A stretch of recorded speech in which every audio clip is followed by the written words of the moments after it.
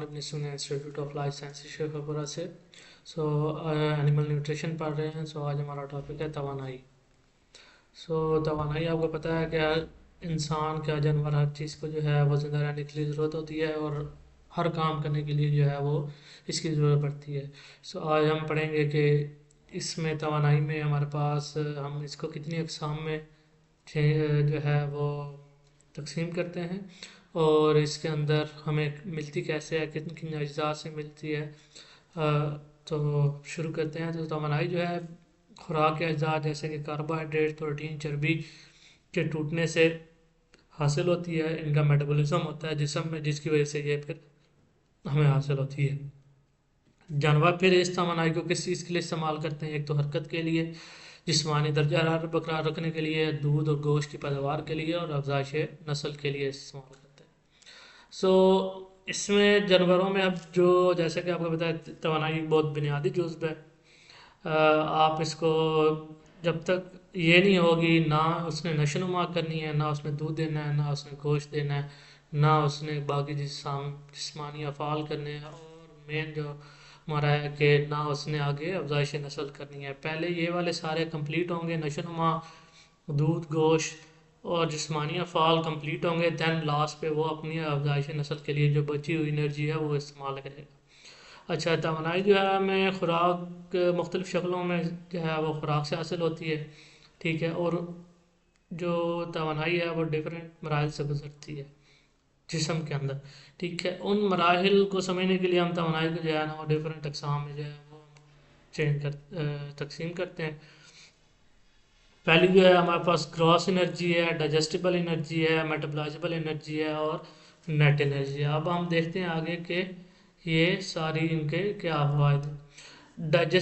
Gross energy वो होती है जो खुराक के अंदर एनर्जी हो, मतलब खुराक की जितनी भी टोटल एनर्जी होती है उसको हम ग्रॉस एनर्जी कहते हैं, ठीक है। इसका जो है ये देखें, जैसे कि आपको तस्वीर में भी नज़र आ रहा है कि ये एनर्जी जो है वो फीड में है, ग्रॉस एनर्जी जिस्म के अंदर गई, उसके बाद जो है ये आगे चेंज हो जाती है into digestible energy.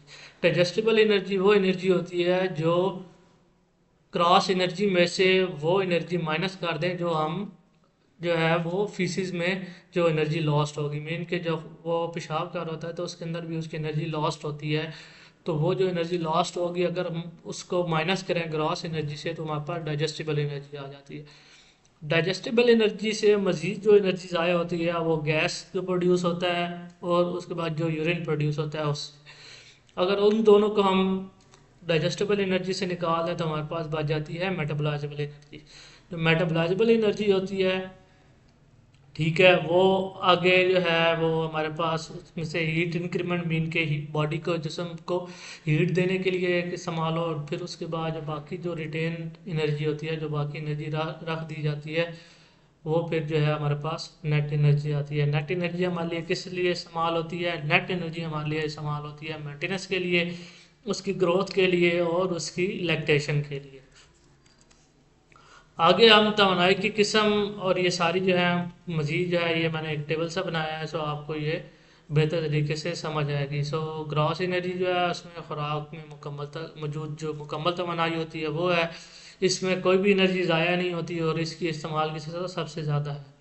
Digestible energy जो है ये अगर हम ग्रॉस एनर्जी में से फजले की तवानाई को हम निकाल दें तो हमारे पास जो बाकी एनर्जी आती है वो डाइजेस्टिबल एनर्जी होती है, और इसमें जो ज़ाया होती है तवानाई वो फीसिस के ज़रिए, मीन के फजला के ज़रिए इस्तेमाल होती है और इस्तेमाल की सतह इसकी कम है। मेटाबॉलाइजेबल एनर्जी जो है वो डाइजेस्टिबल एनर्जी में से पेशाब और गैसों की तवानाई निकालने के बाद हमारे पास हासिल होती है। तो इसमें ज़ाया होने वाली एनर्जी कौन सी है? जो पेशाब के ज़रिए ज़ाया और गैसों के ज़रिए ज़ाया, और इसके इस्तेमाल की सतह मज़ीद कम है।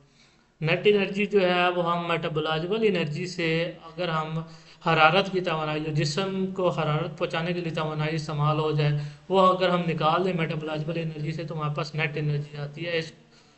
तो इसका जो है वो सबसे कम है, इसका जो इस्तेमाल की सतह है। आगे ये भी सारा जो है उसी में ये सारा बताया हुआ है कि इनपुट कैसे आ रही है और आउटपुट कैसे जा रही है। एनर्जी का जो है ड्राई मैटर इनटेक हो रहा है, फिर उसके बाद एनर्जी कैसे आगे पीछे हो रही है। उसके बाद आ जाता है हमारा टॉपिक बछड़ों की खुराक। बछड़ों की जो है आपको पता है कि सही खुराक उनकी नशोनुमा के लिए, सेहत दूध देने की, आगे जो उसने दूध देना है उसकी सलाहियत और मुस्तकबिल की पैदावार के लिए बहुत अहम है। अगर बछड़ों की पैदाइश से ही मुतवाज़न खुराक दी जाए तो वो सेहतमंद गाय या भैंस बनकर आगे दूध या गोश्त हमें देते हैं। अब इसके बाद हमारे पास पैदाइश के फ़ौरन जो बाद जो है वो 2 से 3 दिन जो है, 2 से 3 घंटे के अंदर अंदर हमने एक दूध देना होता है जिसको हम कहते हैं क्लोस्ट्रम। क्लोस्ट्रम में क्या मौजूद होता है? क्लोस्ट्रम में एंटीबॉडीज़ होती हैं, प्रोटीन, विटामिन और मादनियात ज़्यादा मकदार मौजूद होते हैं जो बछड़े को इनिशियली वैक्सीन करने से पहले भी उन बीमारियों से बचाते हैं। पहले 3 दिन तक क्लोस्ट्रम पिलाना बहुत ज़्यादा हमारे पास ज़रूरी है, जैसे कि आपको यहाँ पे नज़र आ रहा है कि वो उनको पिलाया जा रहा है।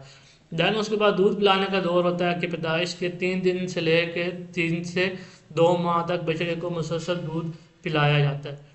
ठीक है, दूध की मकदार बछड़े के वजन के हिसाब से दी जाती है। अमूमी तौर पर जो है 10% ऑफ बॉडी वेट जिसको हम कहते हैं, 10% हिस्सा उसके जिस्मानी वजन का रोज़ाना पिलाया जाता है।